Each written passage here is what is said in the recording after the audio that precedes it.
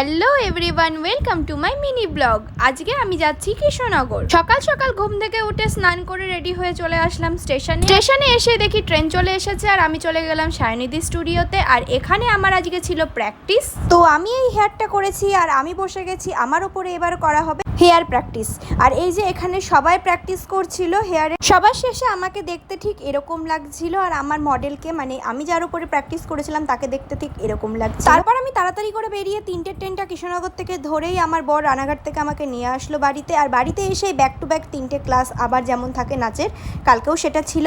তো আমার back to back 3টে ক্লাস করিয়ে আমি চলে গেলাম আমাদের দোহারপাড়ায়, যেখানে আমাদের আজকে গঙ্গা ফার্স্ট টাইম আমি পুজোতে যাচ্ছি এত রাত করে। 8:30 9টার দিকে আমরা বাড়ির থেকে বেরোলাম। মাইকের এত জোর, এই যে ইনি মুখ থুবড়ে পড়ে আছে, কেউ ওকে তুলছে না। তারপর আমরা চলে গেলাম ফুচকা খেতে। আমাদের দোয়ার এক পাশ ধরে মেলা বসেছিল আর তারপরে চলে গেলাম এগরোল আনতে।